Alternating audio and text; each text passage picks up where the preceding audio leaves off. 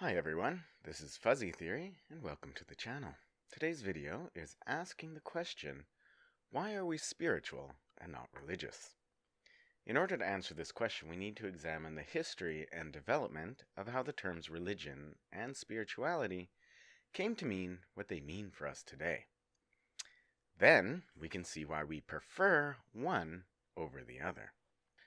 Etymologically, religio in Roman times meant what we now mean as tradition. Christians in the later Roman era reframed the term to mean binding with God. This transformed how we think about religion from it being what you do to becoming what you believe. This way of thinking about religion still affects how we think of the term today. The major roots of how we think about religion come from the Enlightenment. The Enlightenment was the attempt to put reason at the forefront, and also to end 100 years of religious war in Europe. Enlightenment thinkers established a whole series of binaries about religion: faith, reason, religion, philosophy, and so on. Politics and religion were also opposed. The Protestant Reformation also dramatically shaped the way we think about religion. The Protestant critique of Catholicism involves some main points that we still all vaguely believe today. A centralized authority is still considered bad. Protestantism critiqued empty ritualism, was against uncritically accepting what priests tell us, and Protestantism wanted religion or the Bible to be accessible to everyone. This led to the textual focus of religion and, for example, historically, various kinds of fundamentalism. Nonetheless, these Protestant critiques become fundamental parts of what we think religion is generally. Even secularists or atheists accept these critiques as true. But Enlightenment thinkers went further than Protestantism. They championed the privatization of religion. Enlightenment thinkers championed taking religion out of the public sphere and making it an element of individual conscience. On the one hand, taking religion out of the public sphere makes us less likely to use it as an excuse for war. But, given the importance of religion in people's lives, and the thought back then that we still have to have religion as the central pillar of civilization, leads to the idea that even if religion becomes private, it must remain special. Thus, religion becomes protected from politics, while politics becomes protected from religion. Religion is a matter of individual conscience and becomes an inalienable right. Today, we still see this at work when people say, quote, "I have the right to my opinion," end quote. Spirituality, as we think about it, comes on the scene a bit later. It comes out of this privatization and individualization of religion. Religion becomes a matter of individual spiritual engagement. Except spirituality is shaped by historical and cultural forces as well. In the 19th century, a major factor that shapes how we think about spirituality is Orientalism. Orientalism, very briefly, is Western power over how we see the other represented.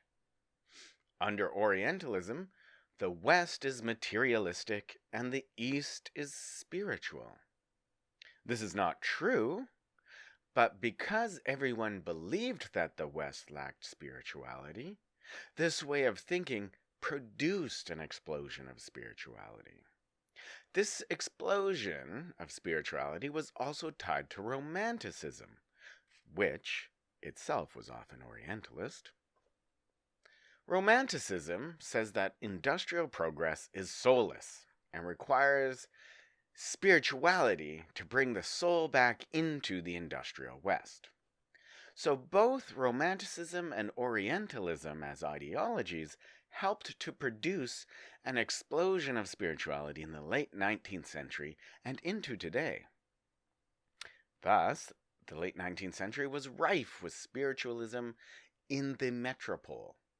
That is, in the major cities of Europe, the east coast of America, and the colonies, we find a bedlam of spiritualism. In this period, theosophy was super popular around the globe. Older forms of Christian experimentation find a new audience, like the Quakers. New kinds of Christianity develop in this spiritualist trend. New spiritualism develops as the experimentation with hybridizing ideologies. For example, Eastern wisdom and Western occultism in combination is a very popular form of spirituality at this time. Some new spiritualities want to hybridize religion and science.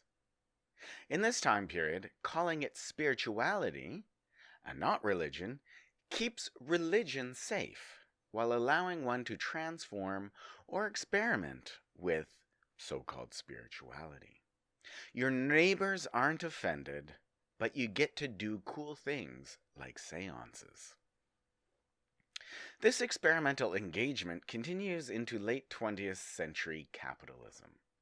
From the 1970s onwards, we start to see the development of what some call shopping cart religion. This is the idea that we can pick and choose any elements from any religion and produce our own custom-made individual religion. In many ways, it is like going to the mall and finding the right brands of product to wear to show people who we really are. Spirituality now, however much it gives us meaning, is also always providing us symbolic value both psychologically and socially.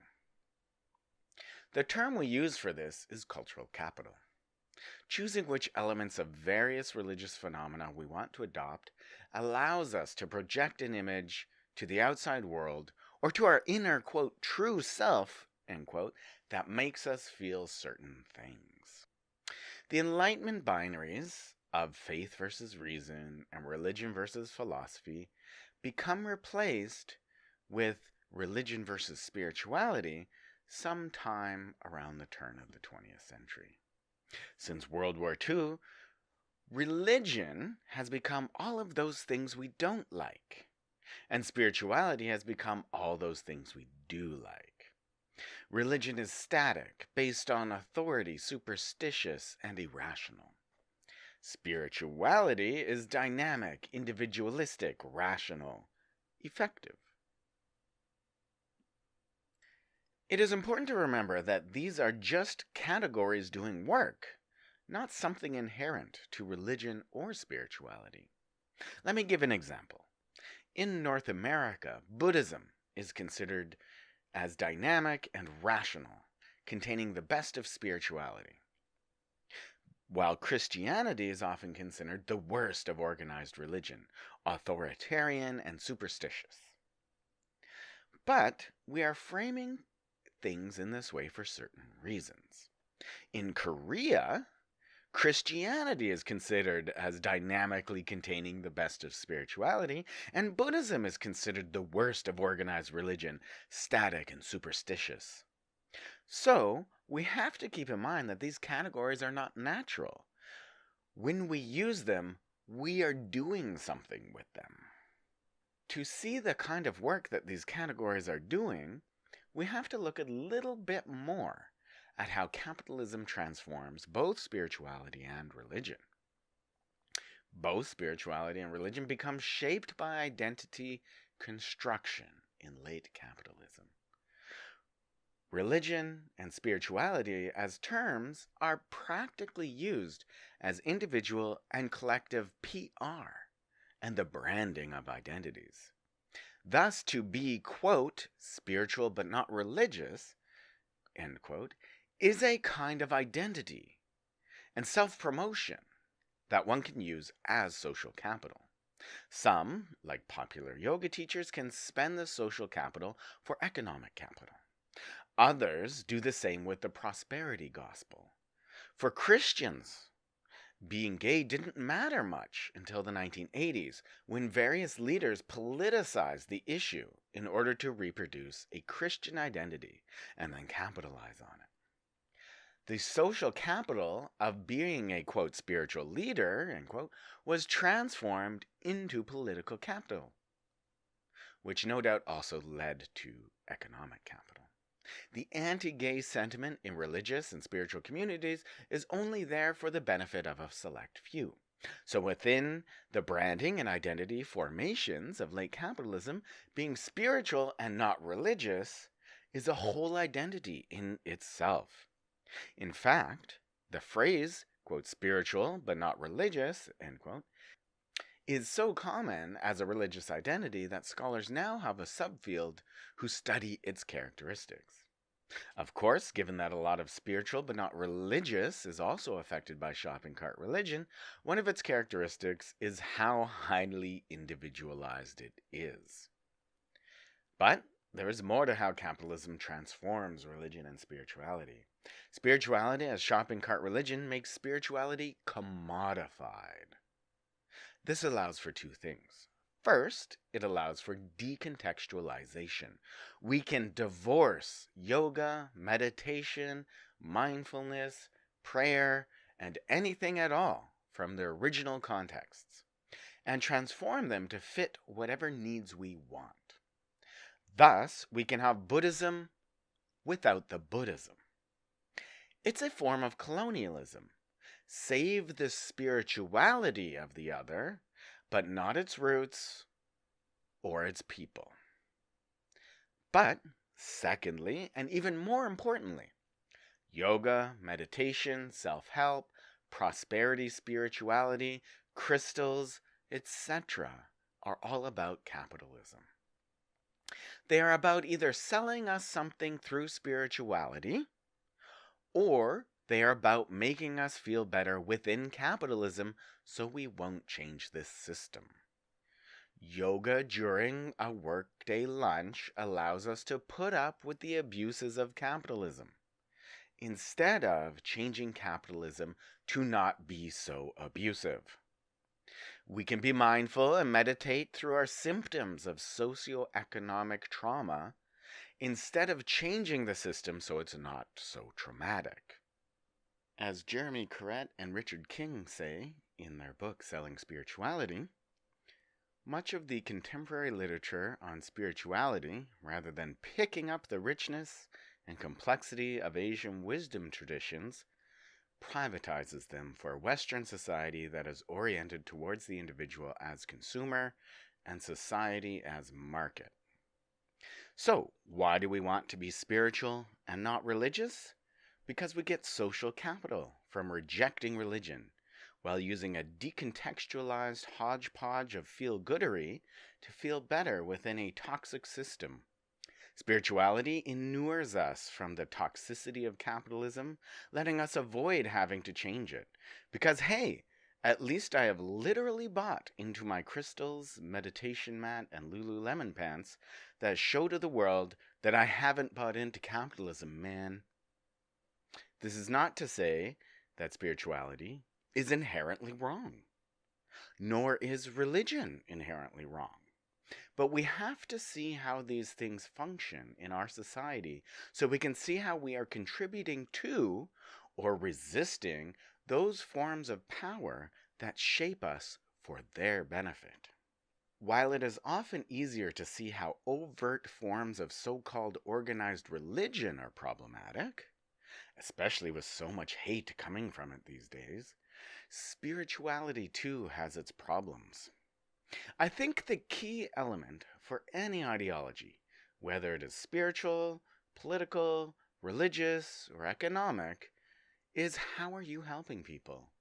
The real challenge of spirituality or religion or any identity is this: do the things you believe lead to more or less suffering in the world? Okay, thanks for watching the video. Feel free to like and subscribe and leave a comment.